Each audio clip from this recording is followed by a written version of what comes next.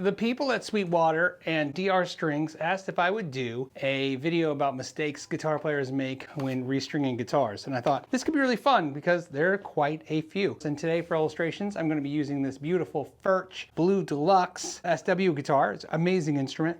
And the first thing that a beginner tends to do, they put the string through and wind the string the wrong direction. And whether it's electric or acoustic, it's very easy to remember. What you want to think of is the headstock like a tree, and the branches grow outward. So when you run the string through, you're going to run the string outward. Now what's great is if you have a 6-in-line headstock like a Strat, well, same logic. It's just going to go outward, and that's a fast, little easy tip to keep.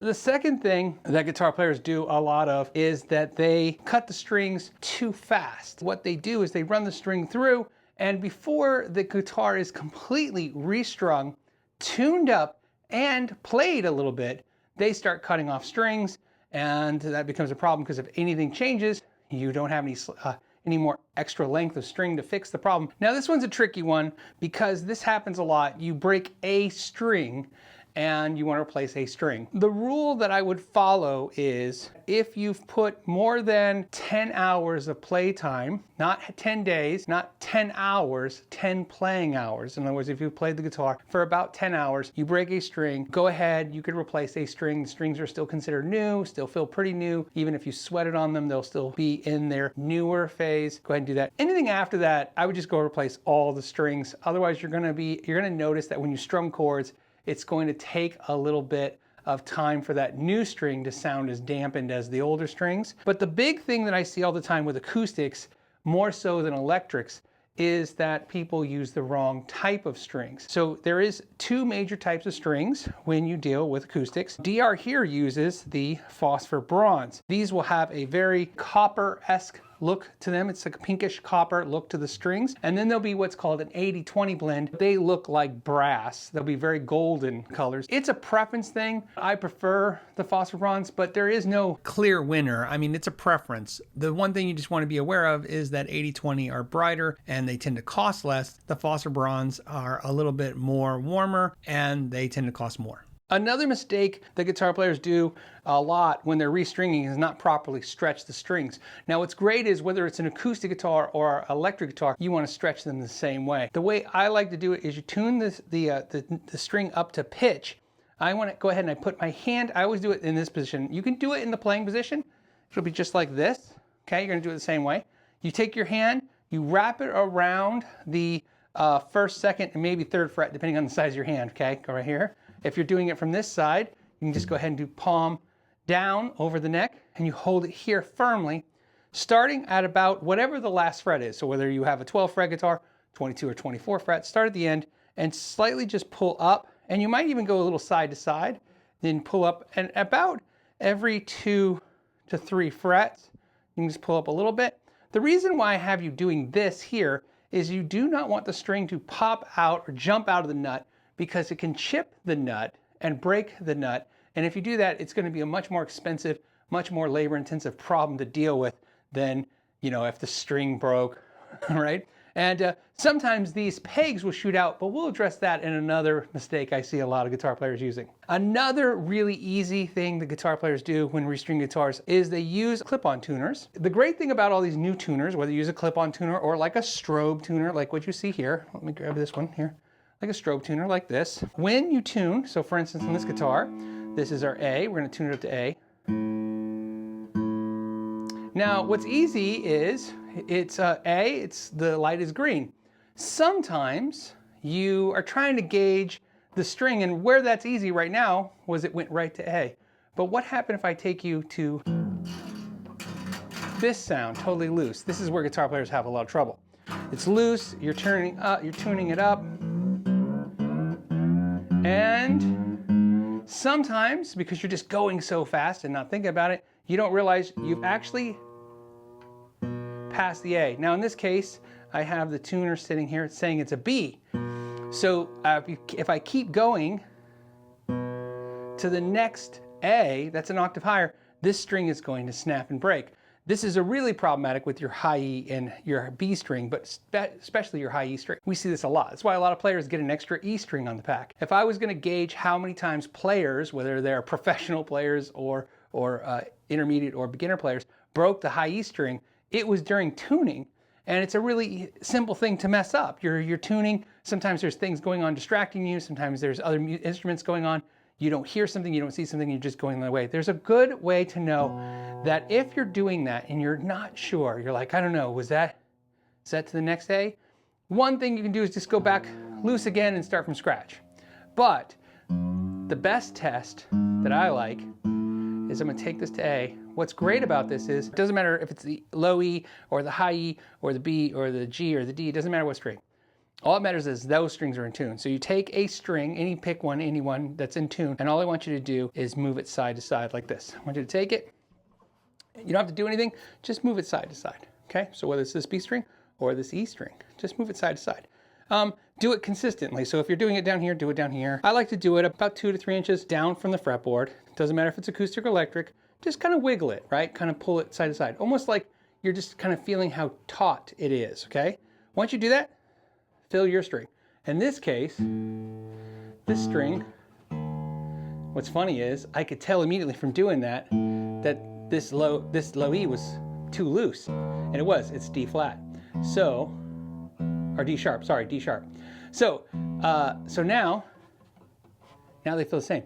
So that's what's great, is that they will feel the same, and so you just go through. A trick I've been doing for years is before I'll grab a guitar and do that horrible out of tune sound, I'll walk up to the guitar and I'll just go like this real quick if I don't want to bother anyone.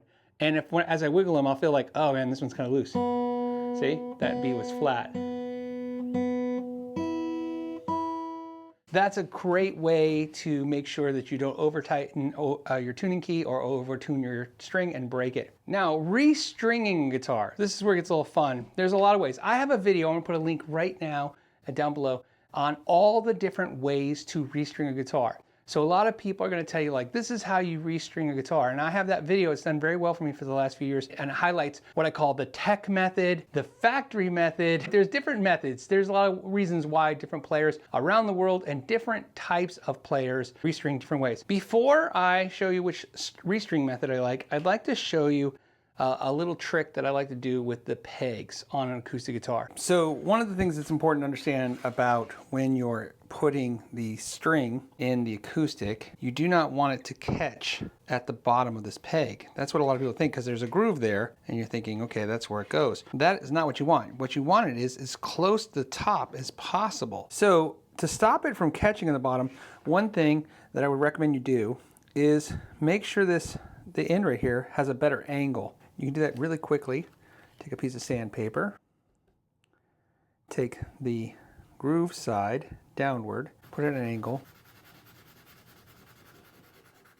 So as you can see here, with more of a point, makes it a lot easier when the string's going up, slip past that, see, and not catch. So I highly suggest you modify all your pens to have that angle. So what we're going to do now is we're going to take this DR string, okay, and I'm going to show you what I want you to do. Put the string in there first. Now, a lot of people will show you to bend the string. You can do that too. I don't really care about that. I just put the string in there and then I put the peg. So a lot of people will put the peg in first. That's not what I want. I want to put the string in and I actually push the string about 2 inches down into the hole, push the peg, and then pull the string up. And then what I'm feeling for, there it is. I'm waiting for it to go and then catch underneath and catch and go right to the top. And I feel like it did. Then what I want to do is take the string and run it through the peg. And there are so many methods that you can use. Okay, so first pull the string taut, straight through. So you want the whole straight. You can do what I call the karate chop method. You can hold the strings like this, or 3 fingers. Depends on how big your hand is. I'll use 3. So smaller hands, you want to use 4. Hold it here with your thumb, and that is how much you're going to need. You can also pull it straight. Take the string, pinch it by the nut, pull back 1 whole fret. You could also use the tuning key as a measurement device and pinch the tuning key here for 2 inches and push back. Either way, 2 inches is about 3 full wraps of your low strings, and 2 inches is also about 4 full wraps on your high strings.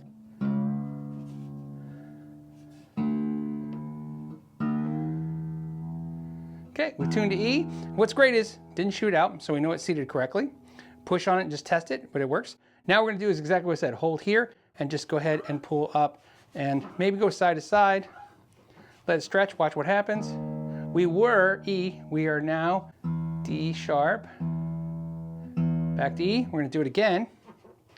And how many times you do this? You know, as long as you're doing it like I'm doing it really light, nice, you can do it as many times as you want.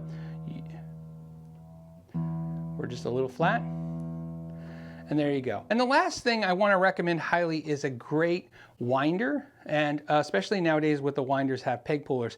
This is from Music Nomad. Of course, I have the D'Addario one somewhere around here. Here it is.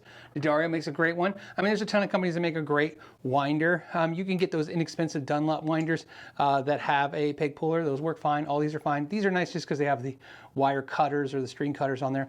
The reason why I highly recommend a winder is if you have a tuning key that is 18:1 ratio, that means you have to turn this tuning key 18 times to get one full revolution round. If I'm telling you need 3 wraps, that's 3 times 18 turns per tuning key, right? And of course, on the high strings, I told you I want 4 turns. That's 4 times 18 turns. And so it gets a little tedious to do that. And while you're doing that, some mistakes can happen, which is maybe you're not holding the string taut the entire time, or maybe you give up. You just got to clip it and forget it. So a winder is really nice to speed up that process. Those are some of my tips. I hope you guys enjoyed this video. I want to thank Sweetwater and DR Strings for sponsoring this. Making content like this is fun, especially when they reach out and say, hey, this would be a fun video, why don't you do it? And so I was very happy to do that. Hoping to have a video on this beautiful Furch guitar soon, and we'll talk about that soon. As always, I want to thank you guys so much for your time. Till the next time, know your gear.